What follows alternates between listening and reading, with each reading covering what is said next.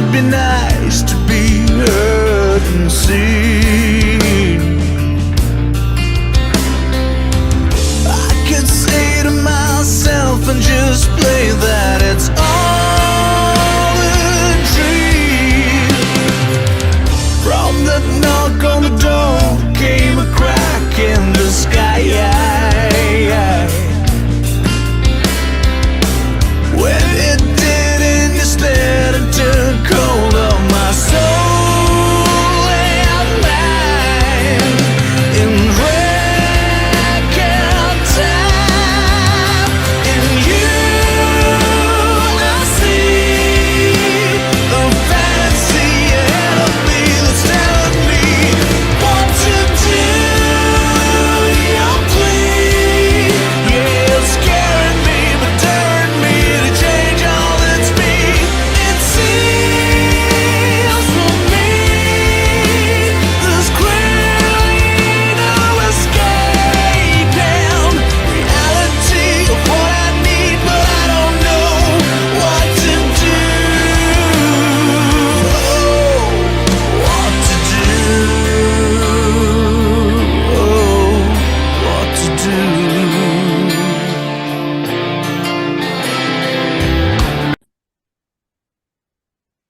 Hey, Pat Calamari here. Welcome to another edition of Pat's Soundbytes Unplugged podcast. Keeping new music alive is what I do.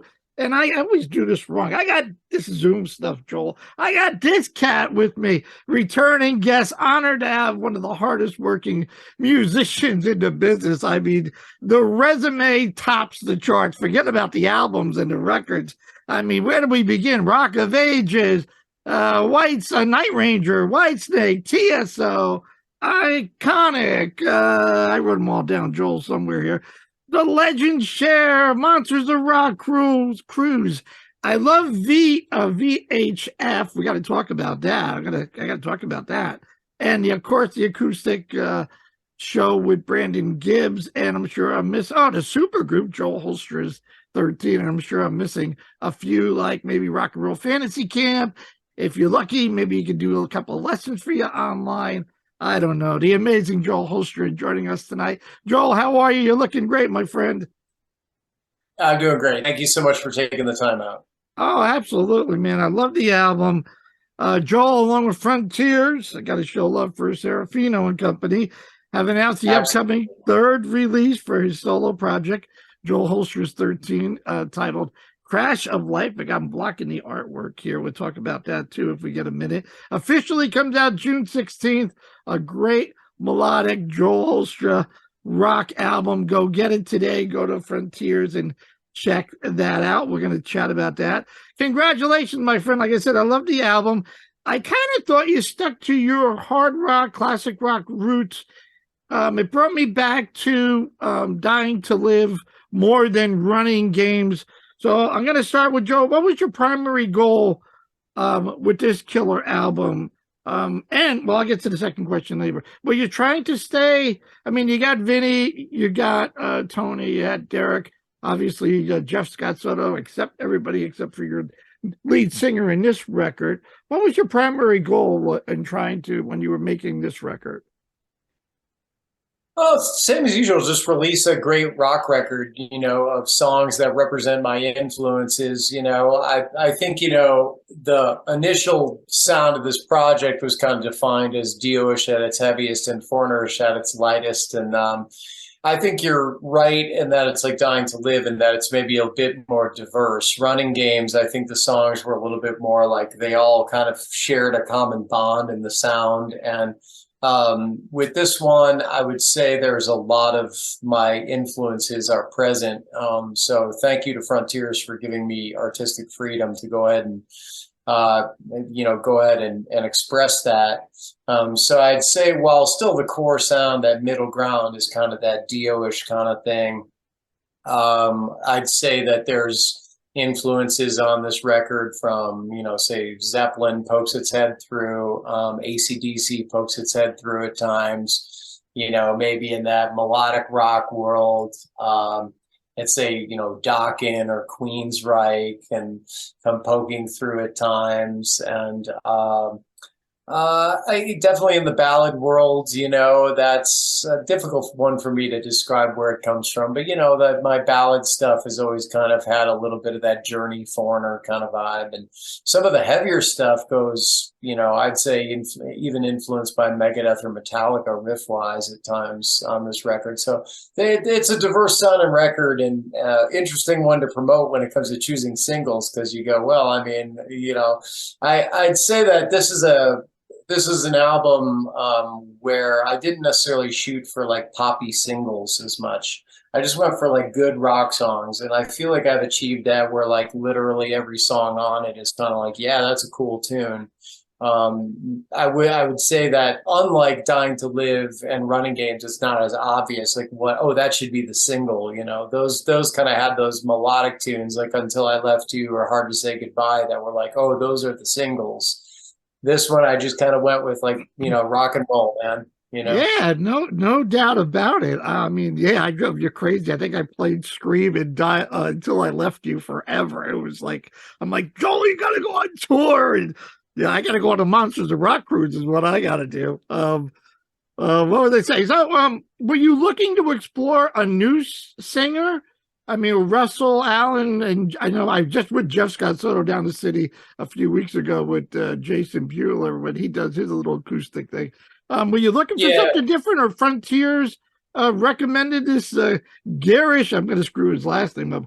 Pradhan, am I saying that right? Yeah, Americanizing it a bit, Girish Pradhan, Right.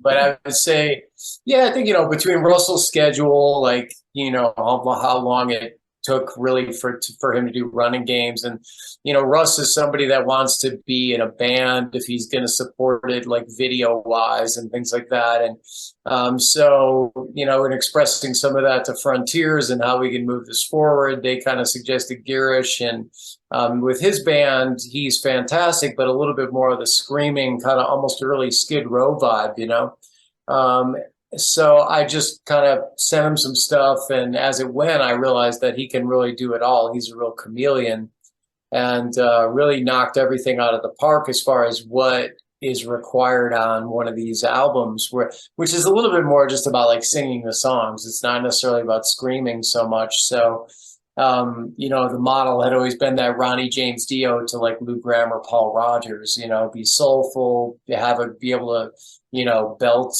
higher or growl, have a little bit of that Ronnie James Dio vibe. So Girish is a real chameleon. He really terrific, versatile musician. I think that between him doing this and the End Machine, that it should help find his band a little bit more popularity as well. So hopefully it all works out in the end for all of us. Yeah, I mean, I dug once. I'm like, who is this guy? And then I asked Jeff about him. Jeff's like, the guy's fantastic. Jeff's like, man, you got to definitely check him out. He's really, I'm like, he could hit the screaming, but then, what did I write? Torn of Lies. I mean, he just comes down. I mean, he can go, his range is incredible. He can cover it all. Yeah, Torn into Lies is a great example, I'd say, of a song that he gave a tremendous vocal performance on that without relying on necessarily the screaming or going with that kind of vibe. So yeah, he's just a legitimately great singer. No doubt about it. Yeah, I gotta chat with him and listen to more of his stuff. Girish and the Chronicles is what we're talking about. You want to check him out on YouTube. Yeah, it's his band. Yeah. We gotta show him a little love. Joel, talk to me about your songwriting process. Does it start with a guitar riff? Is it maybe a chorus? Do you take different approaches to different songs or your ideas or different records? Yeah, I'd say this album in particular was very driven by riffs. Some of them definitely had vocal melodies as I wrote the riffs, but kind of went to Vinny, who is the first person to record on these records with more so than the other ones, just riffs, like, where he was like, well, hey, what's going to be happening here? And I said, just jam, man, just play and it'll all work out. Don't worry. Don't stress, So everything worked out. A lot of times I'll play the vocal melody or I'll have a guide vocal on there for them for stuff. Eventually I do that for the whole record anyway, for the lead singer. It was basically always a version of me singing these albums, and then the singers, kind of you just sing it a lot better than me basically, and then put their own spin on it, Girish followed what I sang on the guide vocal, I'd say quite a bit more than Russell Allen. Russell Allen tended to do his own thing a bit more with it. But that, it's just apples and oranges, Girish is either one of those could sing, the guys could sing circles around me. So to have them singing on it is a better move than me, stroking my own ego going, no, I want to sing on my album and etc. So, I think it's a smart move. Well, I got to say, you opened my eyes when you sang at Daryl's house, bringing up Chris Cafferty. I want to say it was like an AC/DC song. And I'm like, I kind of was thinking that. I'm like, why isn't he singing a little bit more? But I know you got the guitar in your hand and you're like, I'm a happy guy. So we'll let Brandon do all that work. Yeah, I mean, with that, with Brandon, I usually sing that Doors song, and that gives him a vocal break and gives me a chance to, growl a little bit and sing some Jim Morrison.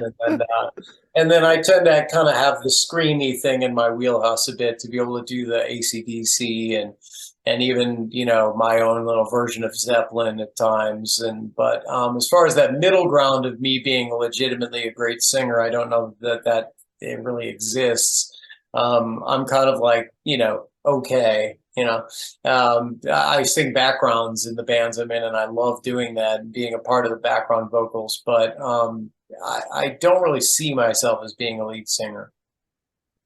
I love Torn Into Lies and Over You. How important it is for you to throw in some ballads on the record to kind of change the flow a bit? Is that like something you're always aiming to do? Yeah, I mean, I think you take a look and go, like, as you're compiling riffs and song ideas, and go, what does it need? And so some of the stuff that I wrote later on was the heavier stuff, like Everybody Knows Everything and Far Too Deep. I was like, it needs some really, heavy tunes too. Like, I wanted to dive into the heavier end of the spectrum, which I think, you could take like Far Too Deep and feel like that's probably the heaviest song on a Joel Hoekstra's 13 record, and it really was, oddly enough, the first single off of this one. So. But yeah, the ballad thing is, I feel like, I want a couple of those represented. I don't want to release an album of 11 songs that are all at the same tempo and feel. I like to have a little bit of variety, not a little bit of variety. I like a lot of variety. So Serafino probably, just is being really cool and letting me do what I want and just going like, hey, we know it's going to be good. Don't worry. They were very little, there was very little critique in terms of anything I was turning into them. They were into everything that I put out. And so, thanks to those guys. I appreciate all that, the artistic freedom and everything. Is songwriting therapeutic for you, Joel? I'm sure, like everybody else, it's based on experiences of life experiences or things that are going on today. Yeah, I mean, these are my opportunity to make an artistic statement, where I'm the one to have written the lyrics and the vocal melodies, etc. Most things that I'm a part of, I'm not involved in that. Like, Revolution Saints is something that's primarily, I contributed riffs on one of the songs on this Eagle Flight record that came out April 21st that I would also encourage people to check out with Dean Castronovo, Jeff Pilson, and myself. Great record, and I love being a part of things where I don't have to do everything as well. I'm not like, Mussolini. I'm not like, some kind of crazy dictator. And I love, Iconic is something with Michael Sweet and Tommy Aldridge, Marco Mendoza. I got that one right here somewhere. So that's one where I contribute the guitar riffs, like unarranged to Michael. Michael kind of arranges them and adds or subtracts, and then that goes to Nathan and Alessandro to write lyrics and vocal melodies. So that's very collaborative, Iconic. But it's nice every once in a while to have something that's just more your baby, and you're like, look, this is like I've written everything on this. So that's, for me, that's what JOEL HOEKSTRA'S 13 is about, and not necessarily about showcasing, you know, my guitar shredding or anything like that. I like to have cool guitar solos, don't get me wrong, but like you'll notice there's no like, well, he's been carrying on for 2.5 minutes here on the outro. Yeah, right. No, it's not like that. No instrumental songs or anything like that. For me, it's I'm just looking to release good quality classic rock, you know, and I've got great musicians on there. The sonics of it are handled really well by Chris Collier, the mixing and mastering. You know, they're great sounding records. And so I try to approach them from the standpoint of a listener more than a guitarist, if that makes sense. Like if I were to get a hard rock record, what would be the stuff that I'd get off on? And that's what I like to put on there. And for me, that's songs. You know, I've always been a little bit more song based than people would imagine as a guitarist. You know, I don't necessarily get off on listening to a guitar solo for minutes at a time. I kind of like, you know, hearing a cool song with maybe a cool guitar solo in it, some cool parts, you know, but not necessarily like hearing a guitar solo on and on and on. That doesn't necessarily float my boat. How are you able to remember all these riffs for different bands? I'm like, my goodness. I mean, yeah, I'm sure when you're in a hotel room and you're looking at the set list of who you're playing with, I know you're probably practicing and saying, okay, I got to switch gears. I just done Cher. Now I'm back to Whitesnake. And then we got TSO following it. Is that how you're thinking pretty much to keep you fresh?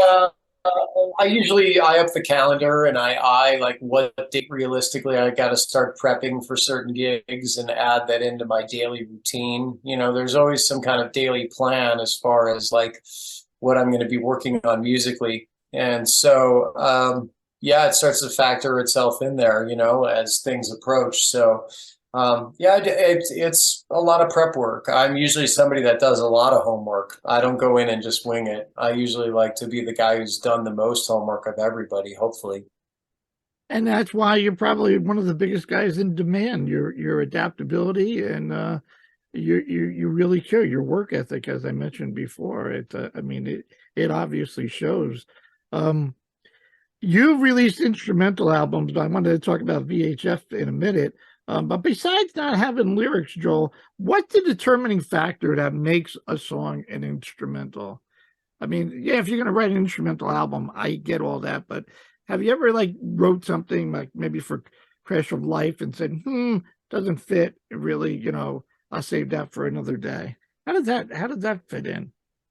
Well, I mean, as far as writing instrumental music, I kind of went down that path because of a couple of my mentors with TJ Humrick and Brett Garsed. So in the early 2000s, you know, I was kind of hanging out with those guys, and they were working with a fantastic rhythm section with Virgil Donati on drums and Rick Fiorabracci on bass. And those guys said, hey, you know, you sound great. If you ever want to release an album, you know, keep us in mind. And I thought, this is probably something I should do. So I released Undefined in 2001, I believe. Recorded it in 2000, but I think it was released 2001. And I followed it up with The Moon Is Falling in 2003. And then I also do a lot of practicing on acoustic guitar and had this kind of collection of chord melody songs that I had just kind of hanging out on my sofa. And I thought I should really document all this stuff. And so I recorded what was called 13 acoustic songs just under JOEL HOEKSTRA, because they were instrumental albums, you know. And so those 3 instrumental albums did really well. But then, you know, all of a sudden you join Night Ranger at that time, Rock of Ages, Trans-Siberian Orchestra, then join Whitesnake. And I get, you know, fans asking, hey, how come your solo records are kind of this like jazz fusion stuff or like acoustic? Like, you ever think of releasing a rock album? And that's really the concept. That's really where JOEL HOEKSTRA'S 13 came from. And yeah, I always did want to do that. That was always on the agenda. It just was like, yes, I guess it makes sense for now to get busy with that, because I would like to release some albums, but I want to make it about songs. I don't want to make it about. So if you notice, this stuff is kind of modeled to sound like a band. Right. I mean, when you listen to it, it sounds like a band's album. It doesn't sound like some guitar player's album. No, not at all. So the hitch being is that we're doing all the writing, so it's not cool to those guys to call it a band and say, hey, this is a band, because it's my opportunity to. So that's why I gave it the JOEL HOEKSTRA'S 13 name. I thought that differentiated itself from a solo album per se, where it's instrumental stuff. It's understood that this is my rock side project. JOEL HOEKSTRA'S 13 is my rock side project. That's where I'm going to release something that kind of sounds like you're listening to a band, but the difference is I get to be the boss, and do all the writing and last call on artwork, last call on the audio, on the mix and everything. It seems like the trend these days, right after COVID, as I said earlier, I love playing just the new music, because that's what folks like you do. You create new music. It was just odd that you just couldn't perform and go on tour. You released an album, release an EP, go on tour and promote it. With the whole COVID thing, it kind of shut down. But I was like, no, get it out now. Keep getting it out. So the folks, by the third song, they're not going to the bathroom when you say, okay, I got a new song coming out, and people go to take a leak and grab a beer. They all know it, but it seems to be the trend. Like people call it super group. I would think you have an all-star lineup, obviously, with Vinny and Derek and the wonderful Tony Franklin, which I'll lead into. Speaking of instrumentals, I had the pleasure and honor of interviewing Tony when VHF came out, Very High Frequency, and what a masterpiece. I mean, oh my God, Suspended Automation. I mean, just killer, hard-hitting groove instrumental, hard rock, metal. Any more of maybe a second album coming out? That's kind of up to Todd Vinciguerra. Todd was one of my old roommates when I lived in Hollywood years ago. And so the way that VHF album was built was another interesting songwriting process. He just laid down drum grooves, and then he had Tony improvise to it. And so Tony kind of created what would be some kind of song structure, and then it came to me. And so from there, I kind of built all those layers and did all those little interesting psychedelic sounds with talking, or kind of even singing a bit at times on some of that stuff. But weird guitar sounds, and, playing, little psychedelic lines on banjo and things like that. And so that stuff was kind of built in an interesting way. And that's really kind of Todd's, the leader of that particular project. So that's up to him. There's definitely been talk of doing another one, but it just never seems to come to fruition. I think it's cool to have that out there as like part of my legacy and things that I've done. And as you look at the body of work, all the way from, playing with somebody like Cher, or being in a Broadway show, Rock of Ages, to having this kind of weird psychedelic instrumental rock out with that, and my instrumental albums, and my JOEL HOEKSTRA'S 13, Revolution Saints, Iconic, Trans-Siberian Orchestra, all that stuff, kind of the body of work hopefully adds up to something that people can look at and respect and go, well, he wasn't like a one-trick pony, Oh, no. It's not like I survived all these different gigs by knowing like 4 or 5 licks, Right. So I think it speaks to, hopefully in the end, to people that like I had some versatility and some musical ability to be able to pull all that off. Absolutely. I said to Tony, I mean, there's nothing like this. I mean, it caught my attention, and I'm like, wow, this is so cool. And I did ask Tony, I'm going to hopefully see him in a few months. I know he's with Lou Graham. I'll catch him in Connecticut, but he kind of said the same thing. It's really up to Todd or Vinny, whatever we want to call him these days. But it was really cool. I just like all the sounds. I'm like, what is this? But it was cool. I know we're running out of time here. There's so much to talk about. I got to ask about Whitesnake. How's David doing these days?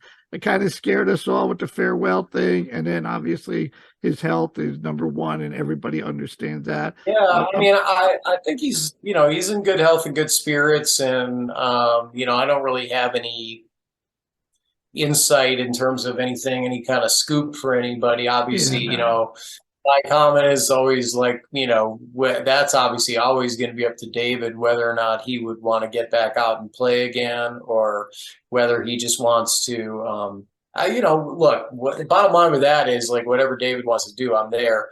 We still have a great relationship. I consider David to be a friend of mine in addition to being a, coworker or boss or whatever. We get on great, and whatever his vision is for Whitesnake, which he's busted his ass for many, many years to build. Like, I mean, I'm just a small piece of that story. So, I mean, he's got my support with whatever he wants to do.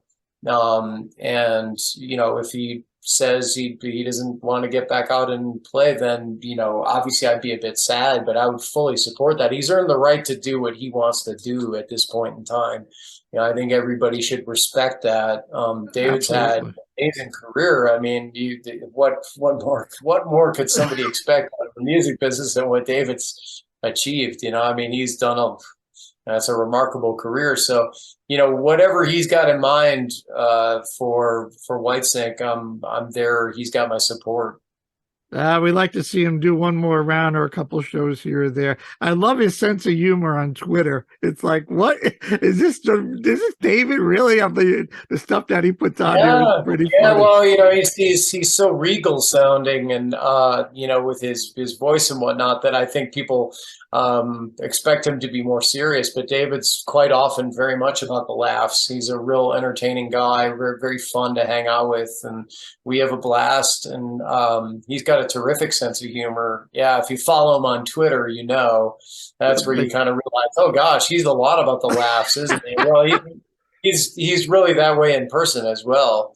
Like when you're working, lots of fun, and so he's able to present himself as this very polished, regal guy, but he's also got this terrific sense of humor that is just kind of got us all laughing all the time as well. So he's a great guy, man. Great, wonderful, wonderful human.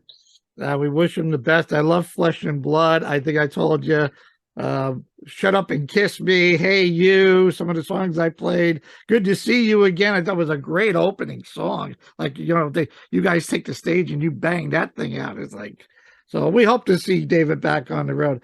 Obviously, I love Iconic. I love Revolution Saints. I got crap all over the place. And I love the Campfire Acoustic with obviously Brandon Gibbs, and for folks local, Joel and Brandon are coming back to Daryl's house September 10th. Go get your table today, because I know I got mine already. Daryl'sHouseClub.com, or you can go to, I'm sure, Joel's or Brandon's website and check out all the tours for that. It was a lot of fun. And you just never know who's going to pop on stage with those guys, right? That's right. Absolutely. Yeah. Last time Chris Caffrey joined us there.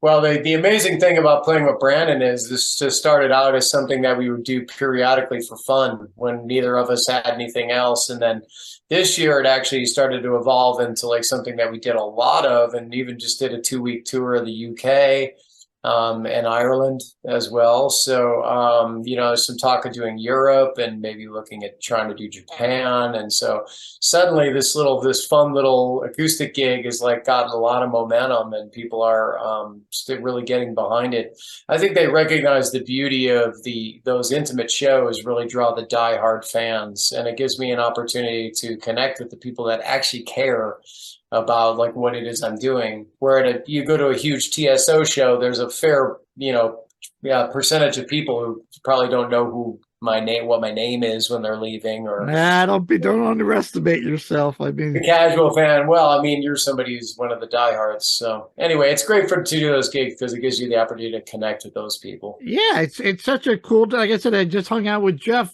Scott Soto and Jason Bueller in New York City in this little hole in the wall, and it's just so cool to have them guys just up there, have fun, hang out with them for 5 minutes, and it's a good time. So I encourage everybody to go check you out. I got to ask you before I let you go, is there a concert or a show that you want to see? Like if you wanted to take your wife out and take a breather away, is there a show, somebody besides Taylor Swift maybe? Is there somebody out there that you would go, man, I want to play with this guy, girl, I want to see them live? Anybody on your to-do list? I spend so much time working on music that usually once I'm done with my 8-10 hour day with a guitar in my hands or whatever. I'm kind of like anything but music. So, I'd personally rather go to an NBA game or I was something. going to say, who's going to win the championship? Miami, I tell you. I don't know. Well, the game 2 is surprising, seeing them come back and take it. I kind of thought Denver. I'm still probably picking Denver in the end, but I'm a big Jimmy Butler fan. I'm from the Burbs of Chicago and watched him work his way from being a bench player to being the star that he is right now. So through hard work. So there's a lot mirrored there with my work in the music business. So a lot of respect for Jimmy Butler, man. Yeah, I thought it was interesting. I mean, if they missed like 11 3-pointers in the first game, and if they made a half a dozen of them, they probably would have took that, but who knows. Joel, thank you so much for your time as always. I hope you enjoyed the crazy chat as I have, and certainly wish you the best success with Crash of Life. And I hope everybody they go to Frontiers Music SRL, Joel, to download, hit their digital streaming platforms, I would say. Yeah, I mean, there's an actual link that I don't have directly in front of me for, all the streaming services and the videos all on one page and everything. But unfortunately, I don't have that link directly in front of me at the moment. That's okay. I know you can go to Frontier because they got all the new releases and certainly that album.